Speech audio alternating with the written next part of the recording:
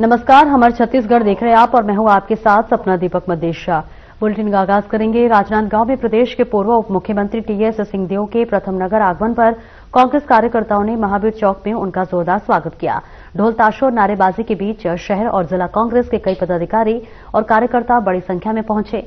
इस मौके पर पूर्व उप मुख्यमंत्री सिंहदेव ने कहा कि राज्य की जनता विकास और बेहतर व्यवस्था की उम्मीद करती है और उनकी प्राथमिकताएं जनता से जुड़ी समस्याओं को दूर करना है। साथ ही उन्होंने कहा कि शासन प्रशासन की नीतियों में स्पष्टता और दिशा होना जरूरी है, तभी लोगों को राहत मिल सकेगी। तो वही कांग्रेस के कार्यकर्ताओं में कार्यक्रम को लेकर खासा उत्साह देखने को मिला और पूरे समारोह में स्वागत और जयकारों का माहौल बना रहा।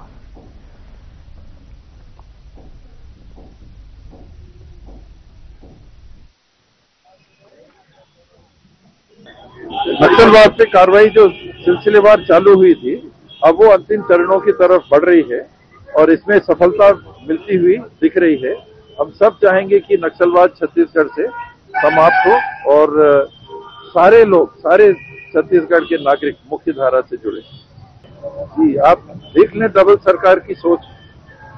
2 साल में सरकार बच्चों की पढ़ाई को प्राथमिकता नहीं देती है, स्कूलों को बंद करती है, शिक्षकों को प्राथमिक शाला में एक घटाती है, एक शिक्षक माध्यमिक शाला में घटाती है और अब कह रहे हैं कि जो शिक्षक बचे हैं वो बच्चों को नहीं पढ़ाएंगे, कुत्तों की गिनती करेंगे। आप सोचो इनकी प्राथमिकता क्या है। आपके यहाँ के तो स्वयं मंत्री हैं स्कूल शिक्षा के, इसी क्षेत्र के हैं। कैसी सोच है, मैं समझ नहीं पाता।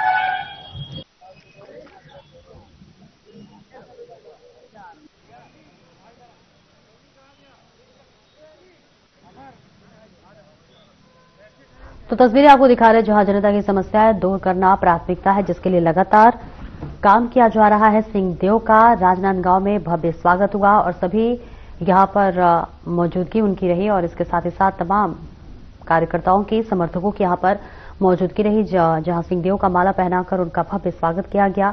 कांग्रेस कार्यकर्ताओं की भी मौजूदगी रही। जनता की समस्याएं दूर करना प्राथमिकता है, ऐसा कहना है। और इसके साथ ही साथ तमाम जो कांग्रेस कार्यकर्ता थे उनमें उत्साह देखना बन रहा था। ये सीधी तस्वीरें राजनांदगांव से आपको दिखा रहे हैं, जहां टीएस सिंहदेव पहुंचे और तमाम समर्थकों द्वारा उनका भव्य स्वागत किया गया, माला पहनाकर उनका स्वागत किया गया। तमाम कांग्रेस कार्यकर्ताओं की भी मौजूदगी रही, जहां सिंहदेव का भव्य स्वागत करते हुए नजर आया। तो ये सीधी तस्वीरें आपको दिखा रहे हैं राजनांदगांव से, जहां सिंहदेव के पहुंचने पर उनका जोरदार स्वागत हुआ और उन्होंने बताया कि जनता की जो समस्या है वो प्राथमिकता है उनकी। सबसे पहले जनता की जो तमाम समस्या है उनको दूर करना हमारी प्राथमिकता है। तमाम बातों का जिक्र करते हुए सिंहदेव नजर आए। इसीलिए तस्वीर आपको दिखा रहे हैं। जब सिंहदेव का माला पहनाकर उनका स्वागत किया जा रहा था तो उन्होंने उसी माले को जो है उनके अपने कार्यकर्ताओं को पहना दिया, एक आदर देते हुए नजर आए, जहां पर तमाम कांग्रेस कार्यकर्ताओं में उत्साह देखा गया और सभी सिंहदेव का स्वागत करने के लिए वहां पहुंचे हुए थे। तो ये सीधी तस्वीरें आपको राजनांदगांव से दिखा रहे हैं, जहां उन्हें फूल भी दिया गया, माला पहनाकर स्वागत किया गया। तमाम कांग्रेस के कार्यकर्ता पहुंचे हुए थे, सिंहदेव का स्वागत करते हुए नजर आ रहे थे और इसके साथ ही साथ एक उत्साह, एक उमंग, एक उल्लास तमाम कांग्रेस कार्यकर्ताओं में देखने को मिल रही थी। और इसके साथ ही साथ कहा गया कि जो जनता की समस्याएं हैं सबसे ऊपर है और उन्हें दूर करना हमारी प्रतिबद्धता है। और सीधी तस्वीरें आपको दिखा रहे राजनांदगांव से, जहां सिंहदेव पहुंचे हुए हैं। उनका भव्य स्वागत करते हुए कांग्रेस कार्यकर्ता नजर आए। उनमें उल्लास और उमंग कांग्रेस कार्यकर्ताओं में देखते बन रहा था। और इसके साथ ही साथ ये सीधी तस्वीरें आपको दिखा रहे हैं, जहां सिंहदेव का भव्य स्वागत किया गया, माला पहनाकर, फूल देकर, गुलदस्ता देकर उनका स्वागत किया गया।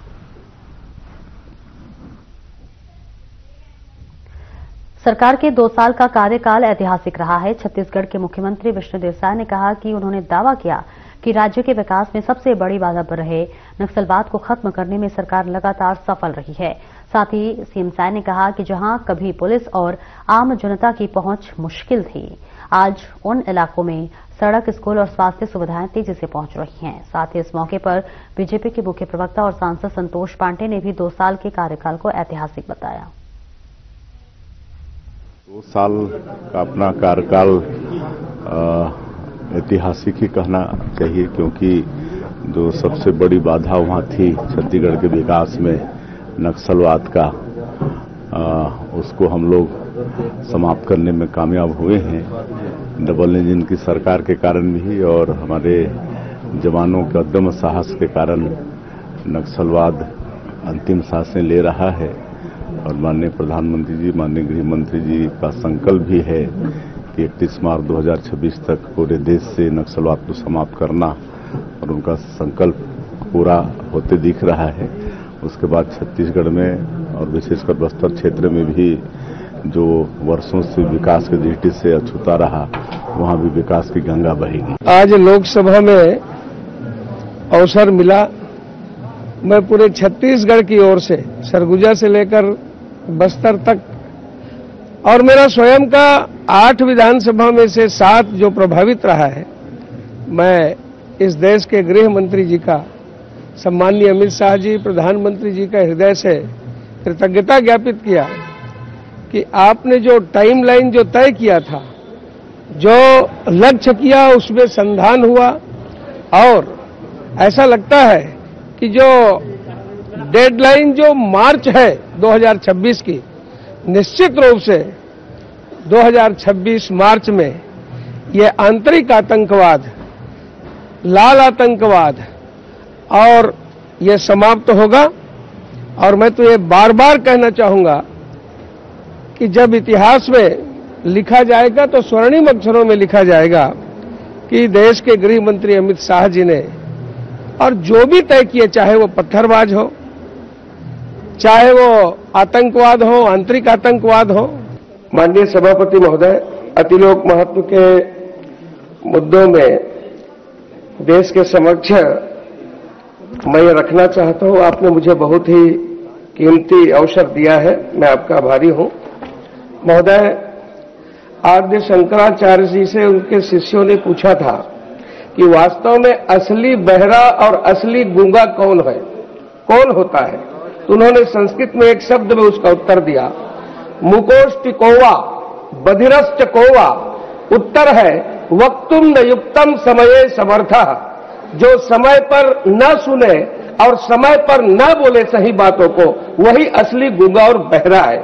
महोदय, मैं छत्तीसगढ़ की ओर से सरगुजा से लेकर के पूरे बस्तर, संपूर्ण छत्तीसगढ़ की ओर से मैं माननीय देश के प्रधानमंत्री नरेंद्र मोदी जी, देश के गृह मंत्री सम्माननीय अमित शाह जी का कृतज्ञता ज्ञापित करने के लिए खड़ा हुआ हूं कि भारत के इतिहास में आंतरिक सुरक्षा, इंटरनल सिक्योरिटी के ऊपर जब लिखा जाएगा, शोध किया जाएगा, तो देश के वर्तमान प्रधानमंत्री, गृह मंत्री का नाम स्वर्ण अक्षरों में लिखा जाएगा। उन्होंने टाइमलाइन, समयबद्ध मोटिव के तहत लक्ष्य निर्धारित करके जो माओवाद, जो लाल आतंक का समापन उन्होंने शुरुआत किया है। महोदय, वो पंक्तियां याद आती है, निश्चरहीन करौ मही भुज उठाए प्रणकीन। यह वही दंडकारण्य है जिसमें फिर से माननीय अमित शाह जी ने, और वो समापन की ओर है। महोदय, नक्सलवाद, अर्बन नक्सलवाद, पत्थरबाज, आतंकवाद, यह दृढ़ संकल्प से समाप्त होता है। जब ऑपरेशन सिंदूर चल रहा था, सबकी नजर जब बॉर्डर पर थी, तब पूरी तन्मयता के साथ हमारी फोर्सेस, माननीय अमित जी, छत्तीसगढ़ के माननीय श्री रविंद्र नारायण बेहरा जी।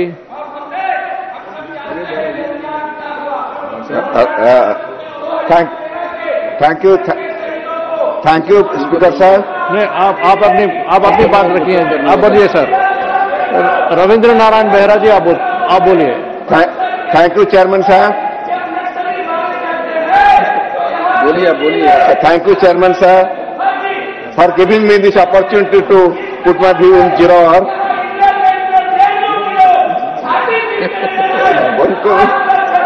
बेहरा साहब आप बोलिए। बेहरा साहब आप बोलिए। पार्लियामेंट ऑफ इंडिया, आप आपने बात रखी है, आप बैठिएगा।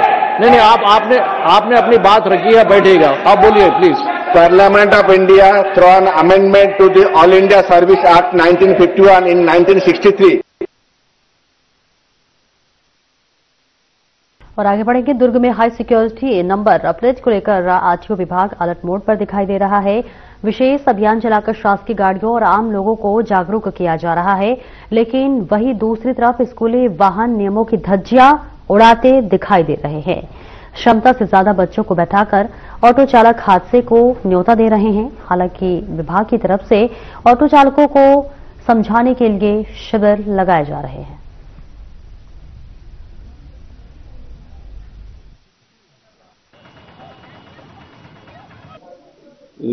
भारत सरकार और मोर्च के अनुक्रम में 2019 के पूर्व की गाड़ियों का हाई सिक्योरिटी नंबर प्लेट लगाने का प्रावधान किया गया है, जिसके द्वारा चोरी की गाड़ी हैं या तो नंबर प्लेट अलग तरह से लगाए जाते हैं, डबल नंबर प्लेट लग के भी चलाए जाते हैं। तो उन सबको रोकथाम के लिए और लोगों की सुविधा के लिए ये सब हाई सिक्योरिटी नंबर प्लेट लगाने का प्रावधान किया गया है। और शासकीय वाहनों में भी हम लोग वहां कैंप लगा के कुछ गाड़ियों का ये थे, कुछ गाड़ियां अभी भी देखने को मिली है, मैं भी संज्ञान में लिया था। इसमें आपका यदि कोई अपडेट नहीं हुआ है, जैसे आपका फिटनेस अपडेट नहीं हुआ है या तो खत्म हो गया है या तो इंश्योरेंस अपडेट नहीं हुआ है, कंपनी के द्वारा अपडेट नहीं किया गया है, तो उसमें भी आपका खामियां पाई जाएंगी और ई चालान के माध्यम से आपको परेशान होना पड़ेगा और फाइन जुर्माना पटाना पड़ेगा। दंतेवाड़ा सीमा पर गंगालोर क्षेत्र में बुधवार को सुरक्षा बलों और नक्सलियों के बीच मुठभेड़ हुई, जिसमें 18 नक्सली मारे गए। हालांकि इस मुठभेड़ में डीआरजी के 3 जवान शहीद हुए। शहीद जवानों में हेड कांस्टेबल मोनो वडाडी, कांस्टेबल दुकारू गोडे और रमेश सोनी शामिल है, जबकि एक जवान सोमदेव यादव घायल हुए हैं। बीजापुर के गंगालोर नया लाइन में शहीदों के लिए श्रद्धांजलि सभा का आयोजन किया गया, जिसमें जनप्रतिनिधियों और अधिकारियों ने पहुंचकर शहीदों को श्रद्धांजलि अर्पित की। बीजापुर के एसपी जितेंद्र यादव ने ऑपरेशन को निर्णायक बताया और इलाके की घेराबंदी की पुष्टि की।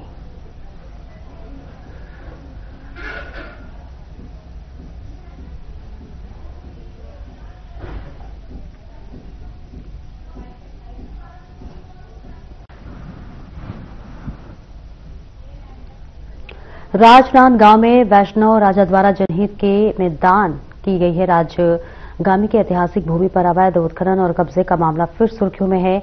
आरोप है कि मिट्टी माफिया ने बीते दिनों यहां से 500 से अधिक ट्रिप मिट्टी चोरी कर ली है, और वो भी प्रशासन की नाक के नीचे से। तो वही स्थानीय नागरिकों की शिकायत पर कांग्रेस पूर्व पार्षदों और युवा नेता ऋषि शास्त्री टीम के साथ मौके पर पहुंची, जहां निरीक्षण के दौरान मिट्टी कटाव, गहरी खुदाई और वाहनों की आवाजाही के निशान साफ दिखे। तो वही ग्रामीणों के मुताबिक कुछ दिन पहले नगर निगम और पुलिस की टीम ने छापेमारी की थी, जहां आरोपी वाहन छोड़कर मौके से फरार हो गए, लेकिन उसके बाद भी सख्त कार्रवाई नहीं हुई, जिस पर कांग्रेस के पूर्व पार्षद ऋषि शास्त्री ने बताया कि ये सिर्फ मिट्टी की चोरी नहीं, हमारी संस्कृति और इतिहास पर सीधा प्रहार है।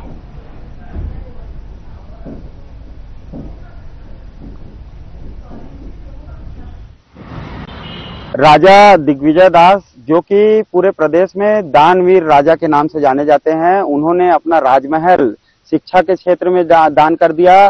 रेलवे लाइन बिछाने के लिए उन्होंने अपनी पूरी जमीन दान कर दी। इसके साथ साथ राजनांदगांव को बसाने के लिए उन्होंने राजनांदगांव के विकास के लिए अपनी रियासतकालीन जमीन उस समय दान कर दी थी। लेकिन आज जो हजारों एकड़ जमीन राजा जी की राजगमी की जो बची हुई है, उसको भूमाफिया इस तरीके से भाजपा के शासन काल में इस तरीके से तानाशाह हो गए हैं कि राजा जी की उस राजगमी भूमि को भी नहीं छोड़ रहे हैं।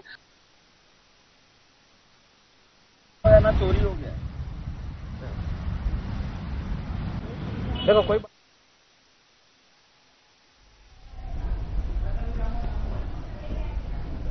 और आगे बढ़ेंगे, जहां आपको बता दें कि बीजापुर जिले के गंगालोर और दंतेवाड़ा बॉर्डर पर हुई मुठभेड़ में सुरक्षा बलों ने 12 नक्सलियों के शव बरामद किए हैं, जिनमें प्रमुख कमांडर डीवी सिगेम वेला मोड़याम भी शामिल है। तो वहीं इस मुठभेड़ में 3 वीर जवान भी शहीद हो गए। साथ ही इस दौरान 2 जवान घायल हुए हैं। आपको बता दें कि घटनास्थल पर जारी इस ऑपरेशन में सुरक्षा बलों ने जवाबी कार्रवाई करते हुए नक्सलियों को भारी नुकसान पहुंचाया और ये अभियान जिला रिजर्व गार्ड, एसटीएफ और सीआरपीएफ के संयुक्त दल ने नक्सलियों पर चलाया था, जहां नक्सली गतिविधि की सूचना मिलने के बाद सुरक्षा बलों को शामिल किया गया था।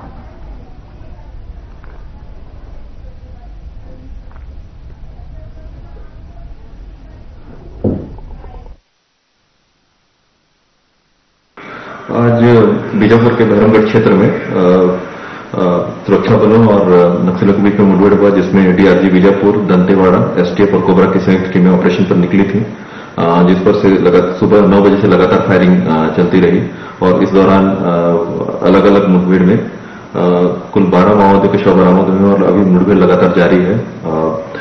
दुखद समाचार यह है कि 3 जो हमारे जवान हैं वो शहीद हो गए, जिसमें शहीद प्रधान आरक्षक मोनू वर्दी, शहीद आरक्षक बुकारू गोंडे और शहीद जवान रमेश सोढ़ी। इसके अलावा 2 जो बीजापुर के डीआरजी के जवान हैं वो घायल भी हुए हैं।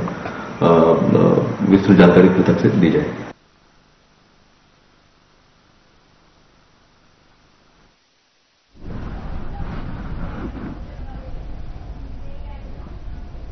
छत्तीसगढ़ में जमीन रजिस्ट्री की कीमत बढ़ोतरी के खिलाफ जमीन व्यवसायियों और किसान परेशान हैं और इसको लेकर पूरे प्रदेश में विरोध चल रहा है। वहीं प्रदर्शनकारियों का कहना है कि सरकार के इस फैसले से उनकी जमीन का वैल्यूएशन बढ़ जाएगा और उन्हें अधिक टैक्स देना पड़ेगा।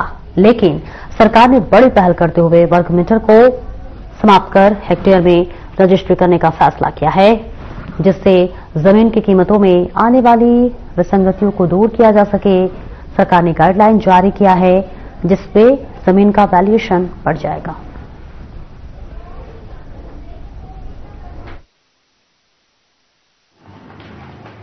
देखिए, मैं आपको बताना चाहूंगी कि अभी जो वर्तमान में गाइडलाइन प्रचलन है वो 2019 और 20 की जो गाइडलाइन की दरें हैं वो अभी चल रही हैं, जिस पर रजिस्ट्री का कार्य किया जा रहा है। आप सभी जानते हैं कि लगातार 7 से 8 वर्षों से गाइडलाइन का पुनरीक्षण का कार्य जो है वो नहीं किया गया था, लेकिन इसके परिप्रेक्ष्य में देखा जाए तो शहरों का विकास बहुत ज्यादा हुआ है। लगातार कॉलोनियों का निर्माण हुआ है, कमर्शियल कॉम्प्लेक्स का निर्माण हुआ है और लगातार जो है नई रोड, रास्ते सभी का निर्माण हुआ है। तो अगर ऐसा देखा जाए तो नियमानुसार तो प्रतिवर्ष जो है वह बाजार मूल्य पुनरीक्षण नियम के अनुसार प्रतिवर्ष जो है वो मूल्यों का पुनरीक्षण किया जाना चाहिए, परंतु ऐसा हो नहीं रहा था।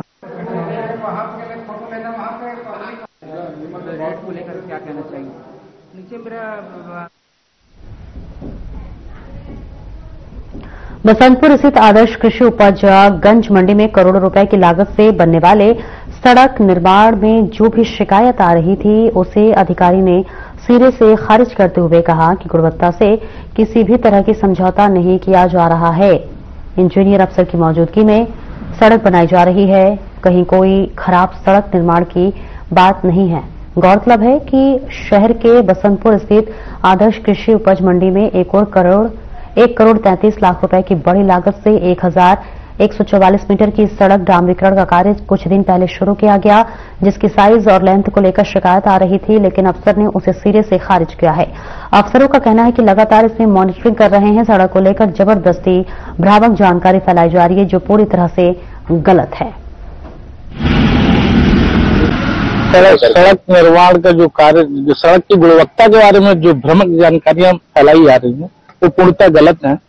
सड़क निर्माण का कार्य एज पर एस्टीमेट में जो प्रावधान है उसके तहत तकनीकी दृष्टिगति को ध्यान रखते हुए कराया जा रहा है और जो हमारा मटेरियल है वो मैकेनिक्स प्लांट से मटेरियल आ रहा है और सड़क की गुणवत्ता से किसी भी प्रकार का। फिलहाल इस बुलेटिन में इतना ही। नमस्कार।